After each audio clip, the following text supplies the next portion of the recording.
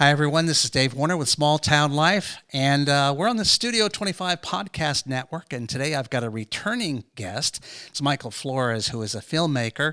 He's done quite a few things, and we're going to talk to him about his latest awards that he's gotten, and it's going to be kind of cool, I think, right? Yeah. So welcome. You'll do your best, right? You have coffee. You're good to go, right? I do. I'm good. So anyway, tell me a little bit about, just so we can set the stage here, your background, kind of, where you are in the area, and then how you got into filmmaking, because I want to hear that story as well. Okay. When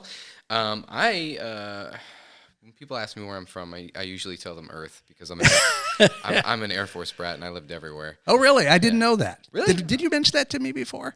I don't know. Maybe I didn't. I don't think you did. Yeah. Cool. So, we lived on average, we moved every 2.5 years. Oh, geez. Yeah, we were everywhere. So I lived all over the place. And you're a kid. You find somebody your size and you say, hey, let's play. Yeah, go play. You don't care, right? Yeah, exactly. I mean, my kids are Air Force brats. Oh, yeah? So, yeah, I bet you didn't know that, right? I didn't. You didn't, yeah. I knew that you were... 21 years in the Air Force. But I didn't know you were in the Air Force. In fact, I was talking to one of those brats this morning. Were you doing aircraft controlling in the Air Force? Air traffic control in the Air Force, yeah. Man, yeah. I knew you were an aircraft controller, but I didn't know you were in the Air Force. Yeah. I guess we didn't talk about that. We didn't talk about that. It's new stuff. Yeah. So anyway, so you moved all around and... Mm-hmm. I originally got into filmmaking by way of acting. As a child actor. No, just kidding. Honestly, I started with plays. Really? I did cool. theater, and then eventually got into commercials and then films as well. I can actually speak on when I actually transitioned to behind the camera.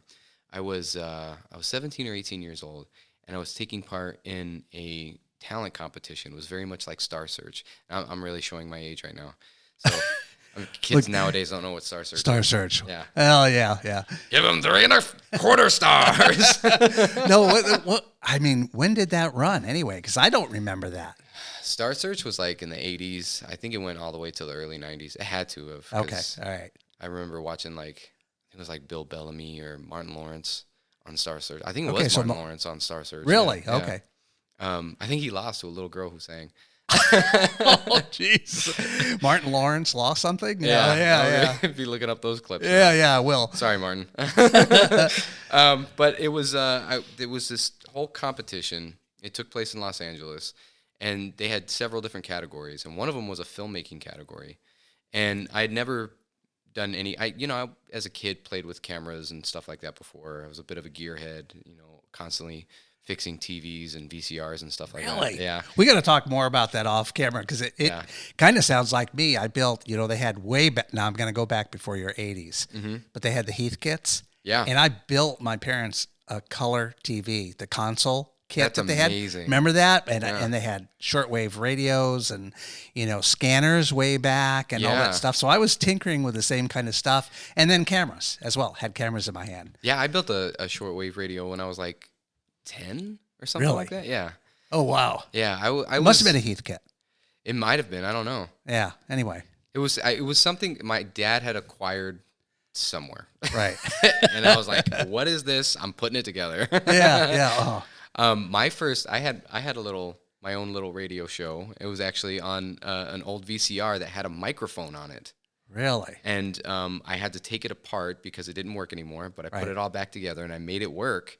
And I did all my audio through the microphone, and you could just record audio onto a VHS tape. Right. Yeah. How old were you when you did that? I must have been 11 or 12. Okay. All right. I learned later that a lot of filmmakers did that because it was actually pretty good audio for the time. Oh. It's a good way to get good audio. Oh, okay. All right. Yeah. On a VCR, good audio. Yeah, I didn't know those went together. Well, you could do ADR that way. Yeah. Wow. Yeah. Oh, that's cool. So that was pretty neat. Yeah. So, so how'd you get into that? So you jumped from just doing kind of when you say a radio show, that didn't go anywhere, did it? It was in the house. All right. Yeah, we did I did stuff like that all the time. Yeah. In fact, we did I remember we did a talk show, and the camera we used was my friend Josh's older brother Andy had stolen a security camera from a garage. just took it, like ripped it out, and for some reason, it had a microphone on it.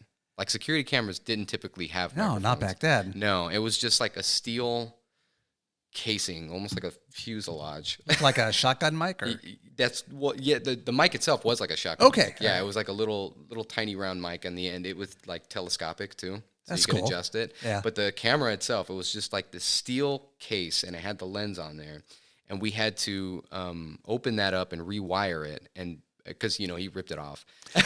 So like, I shouldn't have used names. Yeah, we had to hide the evidence, and so we had to take it apart and disguise it. Is what you're saying? Yeah. Okay. All right. Got it. Statute of limitations. I can talk about all this. So you're not that old. You're the knock on the door. The cops are here. This was ages ago. But we figured out how to wire it into the VCR, but we couldn't go anywhere with it. So we couldn't do all the fun things that we wanted to do, like outside and stuff. So that's why we did a talk show. It's because we could plug it into the VCR, right, arrange the furniture how we wanted to, and then we did a silly little talk show with sketches and everything. That is actually, I think that's cool. I mean, that's imaginative, right? Yeah, I think that's where I kind of learned to utilize my boundaries and make them positives. So for this, the competition that I was in, I was in like the acting. I started out as an actor, right? And so like I was in the acting competition. I had like this monologue. I did a stand-up routine. It was like a stand-up competition, and then like I said, they had this. There was something else I can't remember, but I decided I was going to try the filmmaking thing, and you had like 2 weeks to put something together, and I didn't have a camera. I borrowed everything. Oh yeah, you did. You had that stolen one, right? You could have brought the VCR to school, and they brought the camera. And I was like, I'm set up. I'm ready to go. I want to say I was like 12 or 13 when we had that camera. So, but this one we had like. I just happened to have a friend. It's actually the same family. Josh's older brother, Vinny. My friend Vinny lent me his camera. It's a criminal enterprise. Yeah, okay, all right, got it. Vinny has to be. Yeah. He's actually, I did a short film using that same camera, and I accredited him as Vincenzo. Vincenzo. So yeah, I used his camera. I used his computer. I didn't have anything. I was poor. And I entered the competition, and I won by default because nobody else entered. Because maybe they were searching for equipment and stuff, and it was too hard. I think that's what it was. Yeah. There was one other entry, and his media was unusable. Whatever he recorded on, they couldn't watch it. So I won by default. I did all this again on a VHS tape. That's showing my age again. But that's really cool. You were able to. Fun. That's inventive, kind of, right? Yeah. You can actually. I think that video that I made might be online. You can look it up. I don't know. I don't think it's set to private, but it's on YouTube somewhere. It's called "Man, Have I Got a Story for You?" Really? Yeah. Okay, we're gonna have to dig for that. Yeah. Man, have I got a story for you? I will be looking for it. See if I can get some of the clips and insert them here. That would embarrass you. It's very silly. No, I'm in. You're gonna see a very young Michael Flores. There's a YouTube video of me on there from, I want to say 1994. Mm-hmm. Just after I'd gotten out of the Air Force. But I went to a company that did air traffic control simulation systems, and so we were simulating what I was doing in the Air Force. And there's actually a video of that floating around out there. Oh, that's great. Yeah, I gotta look that up. I think David E. Warner on My Little Falls, and then I've got some old clips on there, and that one's on there. This is why you're so easygoing now, is because you had that insanely stressful job before, so everything else. I thought it was fun. Gonna be cake for you. You see, what you also don't know is originally I was a cop. Oh my God! There was a kid here that was talking to me. We're switching roles now. Now I'm the interviewer. Yeah, you can interview. Yeah. And so that's not what I was supposed to be. I was actually going in to be airborne warning and control because I wanted something aviation related. Oh, so you were an MP? Well, that's not what they were called in the Air Force. SPs, security police. Okay. Right. Yeah. And so that's what I meant. By accident, I ended up out of basic, went to security police school, and then we were sitting there ready to graduate.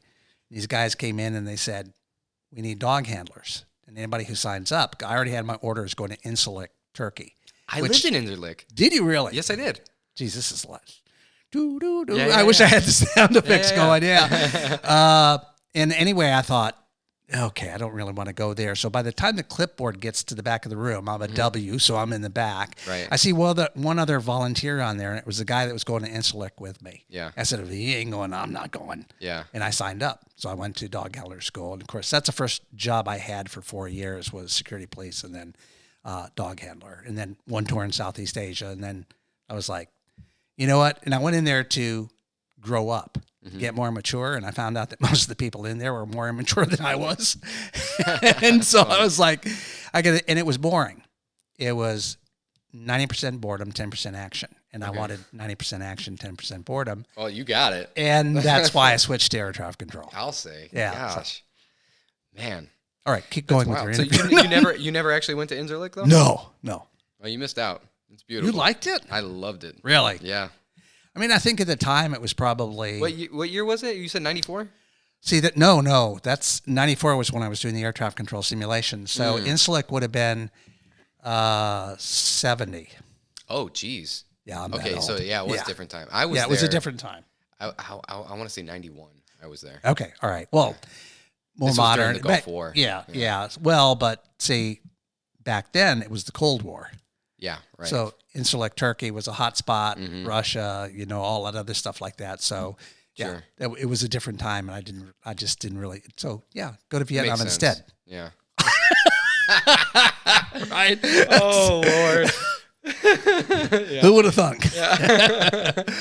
Good grief. Yeah. So anyway, back to your story. Sure. Since we digressed. So yeah, that's when I started filmmaking. I eventually did some more shorts. Went to film school, and then just said yes to everything, whatever it was. Yes. What do you need me to do? I'll do it. Right. And I think that's honestly the secret. If kids ask me, like, how do you get into the industry? Whatever they ask you to do, do it. Right. And that's what I did. Because not only does it show that you are willing and eager, but it also makes you more adaptable, which, I credit being an Air Force brat to that. They say we're the most adaptable adults. Right. And because we are, you go all over the world, you have to adapt to different cultures. You do. We didn't always live on Air Force bases, so we had to be ingrained with whatever society we were in. I was actually, when I was a kid, I had a British accent because that was the first place we lived. Really? Was in England. Yeah. Can you play that just at will? Like turn that on? It was very posh. My mom makes fun of me. She always says, because apparently I used to love feeding ducks, so my favorite thing to ask was, "Mummy, can we go down to the pond and feed the duckies?" Oh God! I don't know why it was so posh, but it was. that sounds pretty posh actually. I like it. Oh God, that's good. Do we have any spare bread? Any pudding? Oh yeah, good. So yeah, continue. So I did have one question about the kids. You say when kids ask you, are kids today asking about this industry? Are they interested? Are they asking those questions about what does it take to get into this? They are. They have different routes to take nowadays. Anybody who tells you that they know the way to get into the industry is either lying or trying to sell you something. And I wish I knew the answers. I wish I knew someone who did, but there are none. There really aren't. It's changing. I've listened to like executives and producers talk about trying to predict the future of this industry, and it's I'd say a year ago it was changing on a monthly basis. I feel like now it's changing on a weekly or almost like a every other day basis. It's just constantly in flux, and nobody has any answers. I mean, Paramount just shut their doors. Yeah, I saw that. That was, we were on a call the other night, and Jason Montgomery was mentioning that, and it's mind-numbing that a whole studio like that shuts down. Well, I mean, I don't want to say I saw the writing on the wall. I don't want to Right. it claimed to be that omnipotent, omnipresent. Omnipotent works. Yeah. But it's been kind of trending toward that for a while. I mean, I even like, as you know, I'm a teacher, and my students, I could ask them about like who's their favorite actor. They couldn't give me an answer, but they can tell me who their favorite YouTuber is. That's kind of amazing. So you think the shift is actually moving to those kinds of platforms as opposed to in a way. I mean, everybody knows it's moving away from network, Yeah. right? That's kind of a no-brainer, but then you had the streaming services like a Paramount or Disney or whomever. And so it's moving away to the more established platforms, maybe? I think it's going to become, and I'm thankful for this. Right. It's going to be hard, but I think it's going to transition to more of a boutique kind of studio service, something that I've been trying to establish in the first place.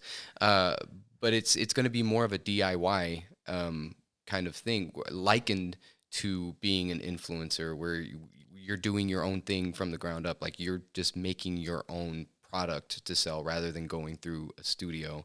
And that might even include not even going through a distributor any longer, or an aggregate of any kind, just simply putting it out there in the same way that an influencer does. Right. Just putting it out for people to see.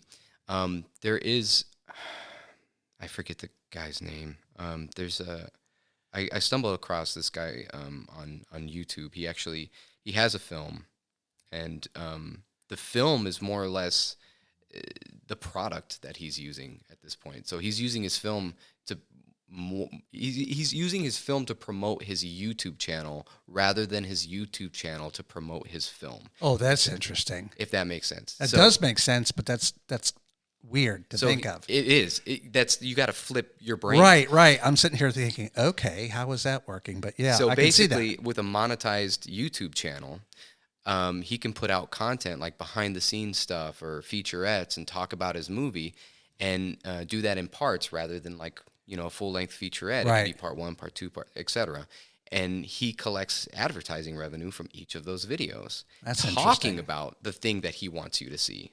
So rather than trying to drive people to the thing that you made, which has always been our goal, right? Right. As filmmakers, he's using the film to drive people to the YouTube channel instead. To expand that and increase the revenue there. Of course, I'm not sure that they're given that much, dollar-wise. I mean, I know I'm one of those people that as soon as the damn ad starts, no matter how much I want to listen to the person, I'm hitting skip Of course. right away. Yeah. And I don't think they get paid for that.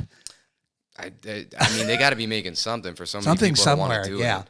I mean, you see where some of them are going now to, like you have to watch a 15-second commercial or you have to watch a 30-second commercial before they don't give you a chance to skip. Yeah. I'm seeing that more and more on YouTube. Mm-hmm. So maybe he's in that line. I don't know. That's really, I'm sitting here thinking about this. That's the thing. So you can't play the game of like, well, that's not what it's supposed to be. And so many people are trying to do that. When COVID hit, it changed everything. I don't think COVID is responsible for it. I think COVID just poured gasoline on the fire. Right. Accelerated it. Yeah. So, and people they don't want to face that change, and they're fighting really hard against it to keep things the way they are. And I can even admit to being one of those people. Like, Right. The dream for me is to put my film into a movie theater and have people watch it. But like, people aren't really going to theaters anymore. Yeah. I mean, I think it's there's been an upswing as of late. I think so. I mean, I look at the theater here in Little Falls, and it seems brisk. I haven't asked them about, Sure. how's your traffic, but it seems like they're getting good traffic there. But the problem is, I mean, Disney owns the theaters. Yeah. Look at the last 2 months. Not this one. Every movie that has been in a movie theater has been produced by Disney in some capacity, either Right. Fox, Disney, or whatever studio that Disney owns. You can't beat them, buy them. Right. So the theaters have just become Disney plus. But, so yeah, I want that's my goal. That's what I want to do. But there's no room for me.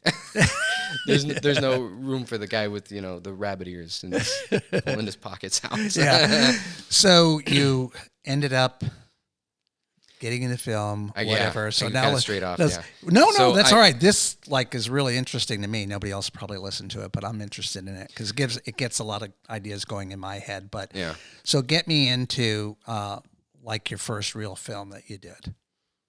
My What- first what- yeah, what would you my call first it? real film. Real, What was my first like real?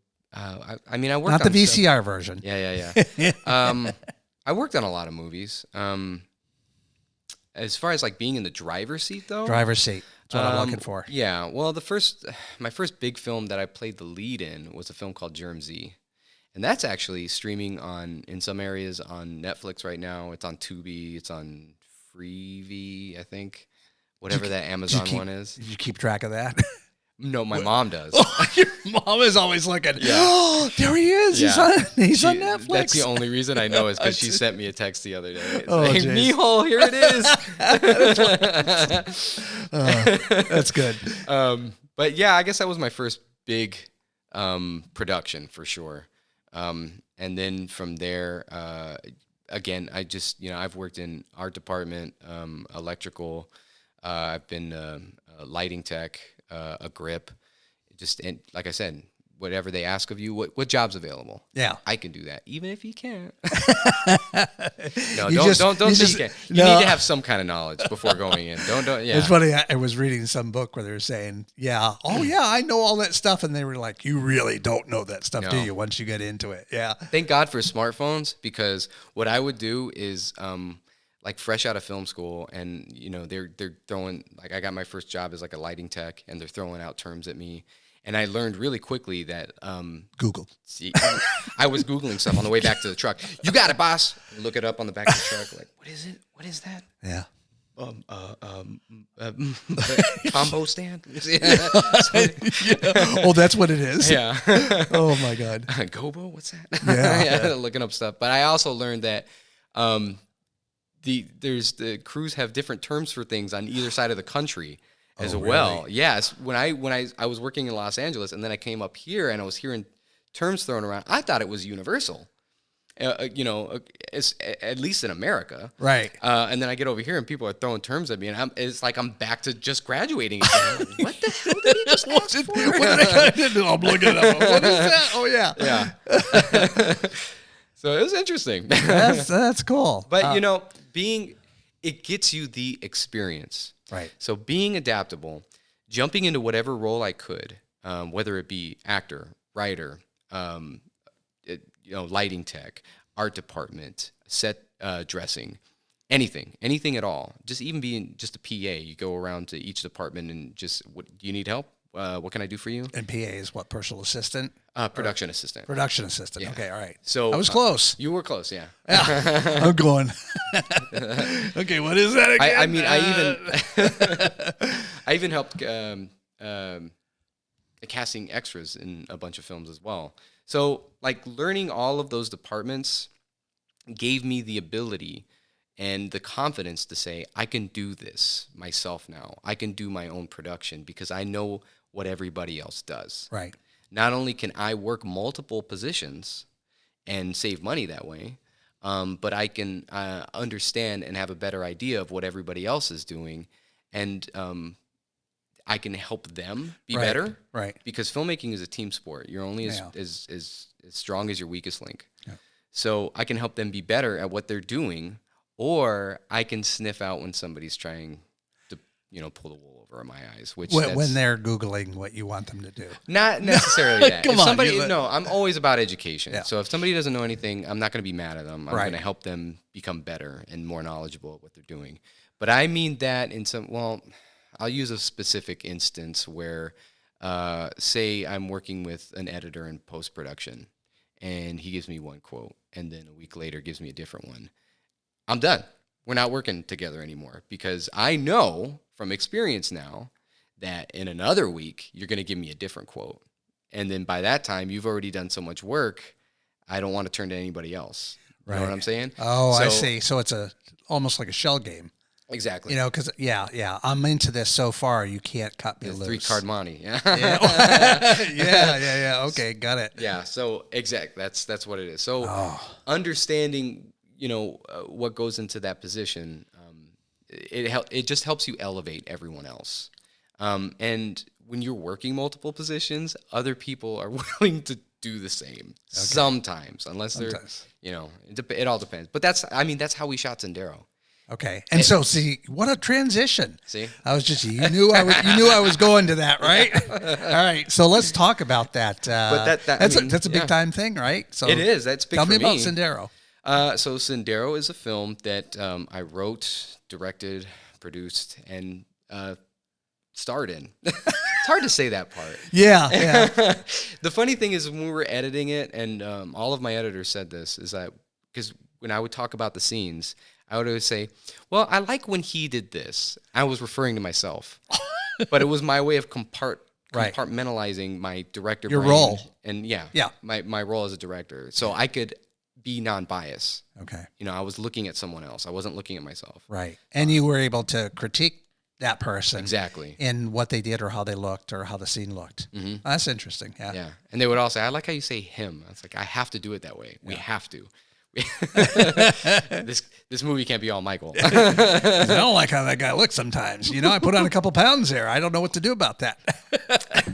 It did happen in those reshoots. Yeah. Those pants were a little tight in those reshoots. Yeah. We got the Batman suit there. We showing you earlier. Yeah.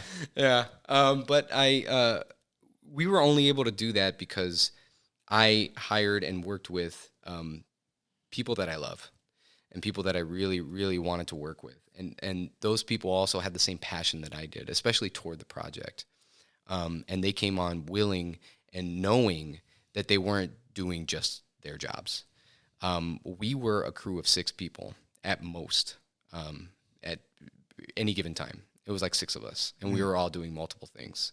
I was even making lunch and dinner for people. I was acting, directing, being my own first Chef. AD, and then making food. Yeah. That's too much. I mean, what would for that project, what would typical crew size have been? If, budget wasn't an issue. If budget wasn't an issue, yeah. I mean, that crew size could have been anywhere from like 30 to 150 people. So it all depends. So 6 people. That's it. So, but that took a lot of preparation beforehand. And that's what it's all about. And that right there is the one thing that I personally, I'm not saying this is ubiquitous or universal across the board, but like I personally, with a lot of young people who come to me and say, how do I get into the industry? And I say, well, this is how you make a movie. It's all this preparation. They don't want to do that. Oh, well, I think all of us we see that, we see the end product and we go, I think of it all the time, I could do that if I only had this piece of equipment. Yeah. Right, I can get that look, and that's not the case. No, it's the preparation. It's the carpenter. Study. Yeah, it's not yeah, the tools. Yeah. I know. I fall into that trap a lot. Yeah, that's actually how I refer to my version of filmmaking. Is I still see it as an art form for sure, but I don't see myself as a painter. I see myself as a carpenter. I'm building a closet, or I'm handcrafting a piece of wood to be the thing that I want it to be. And there's splinters, but I'll sand it down. Hands are hurting. I'm gonna sand it down and make it as smooth as I can. But that's where everybody else in my team needs to be too, to understand that. And I've been extremely fortunate with the people I've been working with. I can't take credit for all of this stuff. Yeah. Not at all. John McGinty was my director of photography, and he was also our production designer. And Mario Steve, he ran sound, but he also did lighting. Marissa Kolb, she was our makeup girl. But on days when we didn't have enough people, I taught her how to run the mic, how to run the mixer. How to do audio. Yeah. And so we just had a very quick masterclass of how to run audio. It wasn't like heavy scenes. It wasn't like she was running around with a shotgun mic. It was like basically the mic's set, lavs are set, just pay attention to levels. Okay. And Austin Green. Austin Green was also, he did sound, he did lighting. He's a Little Falls boy. Yeah. Yep. And then my wife. And my wife she became a COVID compliance officer for this movie. Oh, wow. Yeah. So that she could be on set and she could, we were following the rules. COVID, yeah, they were real strict for the film crews, right? Weren't they? Yeah, they were. So she and I actually took the class, and so we had at any given time a COVID compliance officer on set. Wow. Yeah. Have they removed that restriction? Yes. Okay. I think, it's still, they still have COVID compliance officers, but I don't think it's a necessity any longer. Okay. All right. I think the only union that was really keeping that in place was SAG. Okay. And I'm not 100% sure, but I think they've since said we're okay for now. Okay. For the minute. Yeah, until monkeypox or I was about to say that. Yeah, I knew you were. Yeah, whatever comes next. Ooh, the next big planned pandemic. Anyway. Whoa. Sorry. Whoa. Did I say that? Hot buttons being pressed. There they are again at the door. Thank God we locked it. Anyway, so tell me about the movie. What's it about? And then you've won a bunch of awards for this. And tell me about the filming here in Little Falls that you did with it. So Sendero is it's about this young couple. They go to school and become teachers at the same school together. They then adopt a tiny dog. They buy a vintage RV. Which I see the tiny dog a lot on Facebook. Well, how could you not? She's how adorable. could you not? I know. She is, yeah. That's my baby. Yeah. That's Rosie. Rosie Perez. Yeah. So they buy this vintage RV that they plan on fixing up to go on this epic road trip for their summer vacation together. And unfortunately, before they're able to realize that dream journey, the wife dies in a school shooting. So it focuses on a pretty heavy tragedy that not a lot of people want to talk about. Right. But the film's not really about that. What it's about is surviving that tragedy, surviving that loss. And so then it becomes Soul, the lead character's journey. And he goes on his own kind of personal odyssey. He sees this literal elephant in his driveway, and he says, you know what? I'm going to go on that journey we planned. And he does. And, He's alone, except for Rosie. Him and little Rosie. They go on the journey. Yeah. And there's a lot of lessons learned along the way. Awesome. So tell me about where did you film this? We filmed all over, but we did utilize Little Falls a lot, because Little Falls, the location itself, can be manipulated to look like virtually anywhere. So we shot scenes that were supposed to take place in the Pacific Northwest. And it was a nice dreary day in Little Falls, and pulled it off. Like almost every other day these days. Yeah. We drove through areas that look like the Midwest with, cornfields and stuff like that. We used the bridge here for another just kind of, everywhere America shot. The bridge down in Canal Place or where? Oh, whichever one that's right over, the one that we're right under. 167 bridge. Yeah. All right, got it. It's like, which bridge? Yeah. Yeah, and that actually turned out to be a really iconic shot because we had the falls in the shot and everything. It was beautiful. I don't think we did any interiors here. It was mostly just exteriors. But we went. It is because some down on Industrial. Did you do it? Was that? Or am I thinking of another film? We did shoot on the whatever road this is that main road that leads into Little Falls. We did some shots 167 comes into Think Falls, which connects with the bridge here. Is that what you're thinking? The bridge, coming from Herkimer. Oh, okay. Route 5. Route 5, yeah. Yeah, sorry, okay, all right.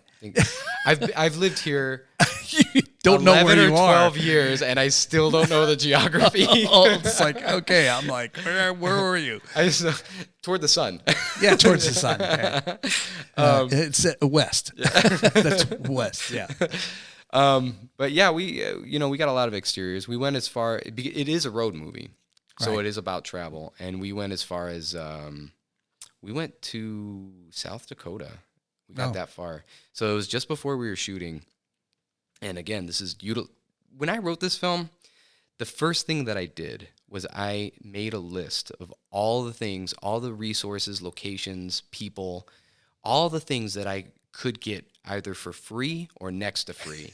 And I made this big list. Wow. I had the RV. I had all these locations. I had my dog. I had me. I didn't have. I didn't have to pay myself. Didn't have to pay yourself. Exactly. You're a free guy.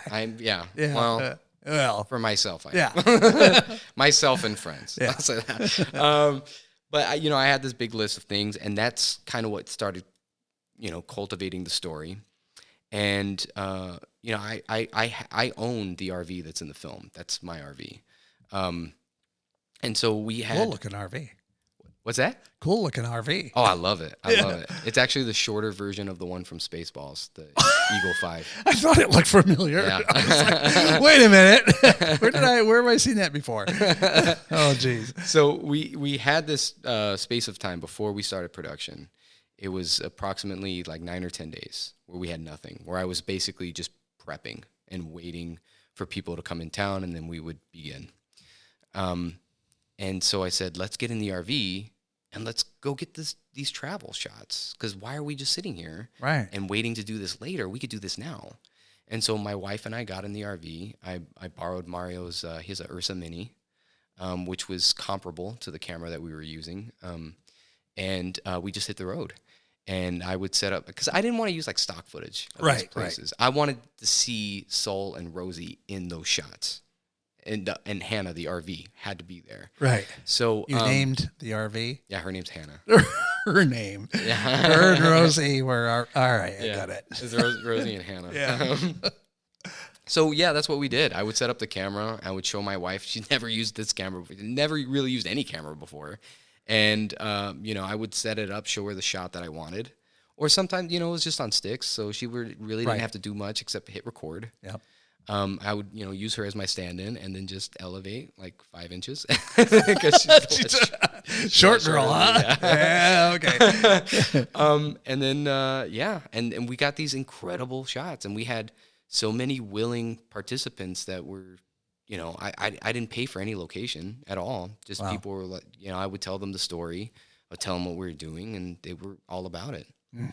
And I mean, even that came with, there's a whole lot of stories just behind, that 9 days alone, I could tell you. But I know we're strapped for time, so. That's another podcast. Yeah. We can do that. But no, go into, so you did all the filming and everything else like that. So and then you hit the award trail. Yeah, we did. So we finally, we shot the movie. Everybody did a little bit of everything. And we started hitting the festival circuit. And we've had some incredible... I'm not going to call it luck because we put in a lot of work. You worked hard on that. We have. Yeah. And we made something that I'm very proud of. And, I at this point in my life, I feel like I can look at this unbiasedly and measure this against, other films. Not even just other films, just, not just other film. I should say not other films that we're up against, but just... against the art form itself. Okay. Am I Steven Spielberg or Stanley Kubrick? No, not yet. Not yet. Give me time. Give me time and money. Yeah. But it's certainly our film is full of heart and it sticks with people. We have gone toe-to-toe with multi-million-dollar films, and we've come out on top. We're holding our own. We're punching well above our weight. So far, we have won 10 awards in 12 festivals. Good Lord. And I think that says a lot about us. That's a phenomenal track record, don't you think? I mean, we don't get into every festival, but, they have their own themes and agendas, and sometimes we don't fit that, and you can't take that personally. And, we're not going to get in the cans. We don't have the budget for that. Yeah. I tried. So you have to pay to get into that festival? Uh-huh. Yeah. You have to pay to virtually every festival. Yeah. Oh, really? Oh. Yeah. I've spent a lot of money on festival fees so far. Well, I mean, what's the payout from that? What's your end goal for this film? So you've won the 10 awards, but I mean, we're sitting in a really good place right now with all these awards and the attention that we've got so far. So the end game, I guess, is to find distribution, find a home for this film. We've had inquiries so far, but we need to find the right home for this because really it's not just about selling this movie. We are trying to build something here. Sendero is the foundation of what we're doing.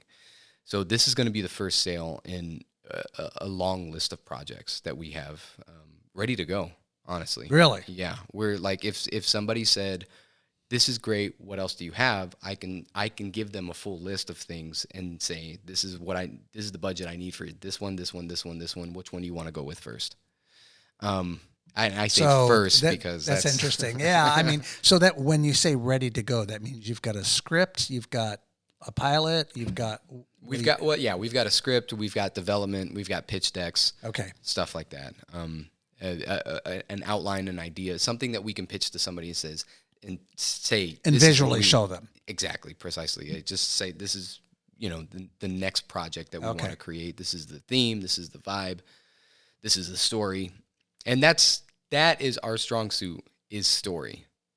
That's the only big gun we have, right, against everyone else. I can't fill a movie with car chase scenes and explosions and boobies.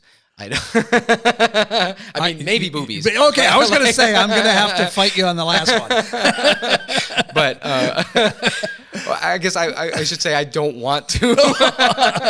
And I was going to say, I would like you to. I'd like to see that script. But that's our strong suit, is story, and that's how we're able to elevate ourselves and come out on top of it on so many of these festivals, and just frankly stick with people.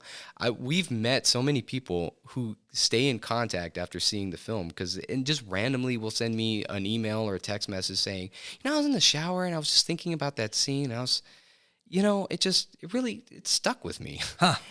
That's an incredible feeling. That is.